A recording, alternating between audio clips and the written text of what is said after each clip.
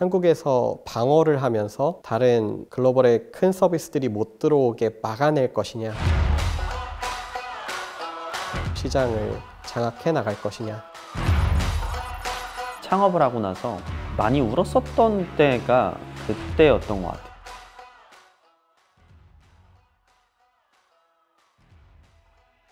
우리가 발견했었던 문제의식은요, 국내 한국에만 국한되지 않았었어요. 교육기회 평등이라는 거는 지역 간의 격차, 이걸 좀 더 확장하면 국가 간의 격차고요. 그래서 그런 부분에 대해서도 크게 기여를 하고 싶었고, 그 다음에 우리가 발견한 유저들의 니즈가 역시 한국에서만 국한된 게 아니었어요. 모르는 것을 검색하고 싶고 모르는 것을 질문하고 싶어하는 그런 학생들의 니즈들은 전 세계 모든 학생들이 다 갖고 있는 니즈였고, 그래서 니즈가 있고 또 비전이 있고 시장이 있으니까 해외를 확장을 했습니다. 소프트웨어가 세상을 먹어치우면서 벌어지는 현상 중에 하나는 회사들의 국경이 없어지고 있다는 거예요. 예를 들어서 유튜브를 쓰고 스포티파이를 쓰고 구글을 사용하는 세대가 벌써 됐는데, 소프트웨어가 굉장히 사실은 편리하게 여러 국가에 스위칭돼서 적용될 수 있는 분야이기 때문에 굉장히 로컬적이고 굉장히 국가별로 다른 교육 분야조차도 저는 글로벌한 회사가 나올 수밖에 없다라고 믿고 있어요. 창업을 하고 나서 많이 울었었던 때가 그때였던 것 같아요. 제가 일본에 출장을 갔을 때인데, 그냥 이방인의 작은 회사가 하고자 하는 것이었기 때문에 만나주지도 않았었어요. 그래서 회사 앞에 찾아가서 정말 하루 종일 기다리고 경비한테 쫓겨나고, 그리고 이제 뭐 베트남에 출장을 가거나 베트남에 지사를 만드는 과정들 하나하나도 문화적으로 많이 다른 부분도 있고, 직원을 채용하는 부분들, 또 굉장히 로컬 사업이라고 확정되어 있는 교육 사업을 하겠다라는 상태였기 때문에, 근데 그때는 그게 힘든 줄 몰랐던 것 같기도 해요.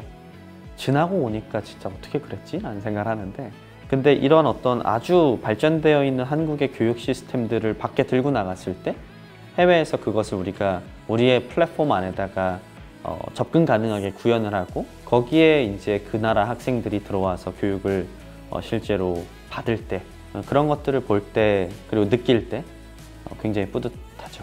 베트남 진출 첫 해인 2019년 연말에 MAU가 30만이었는데 지금은 400만까지 올라왔습니다.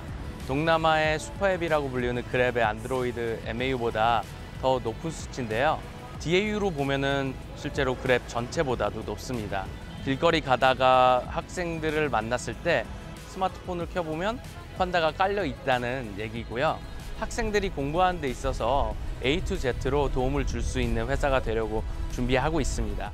교육 모바일 앱으로서 이렇게 다양한 국가에서 지속적으로 많은 학생들이 사용한다는 것 자체로서 저희가 굉장히 주목을 받고 있습니다. AI에서 가장 중요한 요소는 사실 AI가 학습할 수 있는 데이터인데, 저희가 가지고 있는 이 매일 1000만 건씩 생기는 학습 데이터로 인해서 저희의 AI가 점점 더 똑똑해질 수 있기 때문에 또 저희의 데이터 혹은 AI에 대해서도 굉장히 많은 관심을 받고 있습니다.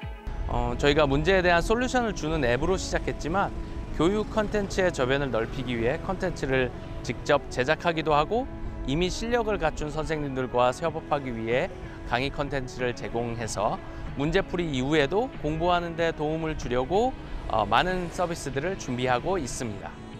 아주 단기적으로 한 3년 안에는요, 지사가 설립되어 있는 일본, 그리고 베트남, 인도네시아, 태국, 이렇게 4개 국가에서 가장 압도적인 교육 서비스가 되는 게 첫 번째 목표입니다. 장기적으로는요, 교육 서비스를 단순히 디지털 환경에서 제공한다기보다 그냥 교육이라는 곳에 참여하는 모든 플레이어들이 이 콴다라는 거대한 플랫폼에 들어오기를 바라고 있어요. 우리가 디자인한 새로운 교육의 형태로 전 세계적으로도 이게 아주 유기적으로 연결이 되어 있는 그림, 그래서 그 안에서 정말 교육 컨텐츠나 무언가를 배우는 데 있어서의 접근성 그리고 효과를 가장 극대화할 수 있는 플랫폼으로 성장을 하는 게 저희 콴다 팀의 목표이기도 합니다.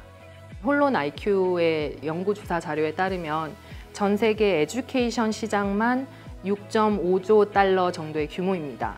2021년을 기준으로 디지털화는 약 4.8%밖에 진행이 되지 않았고 미화로는 약 2,700억 달러 정도의 수준입니다.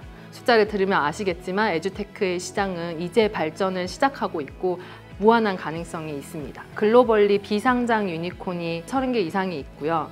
그 중에서도 16개가 2021년에 탄생했습니다. 그만큼 이 산업의 발전 속도가 굉장히 빨라지고 있다는 거죠. 이 에듀테크 시장의 절반 이상을 차지하는 게 환다가 플레이하고 있는 이 K-12 시장이고요. 초중고를 아우르는 12학년 시장이 이 전체 에듀테크 시장의 반 이상을 차지하고 있습니다.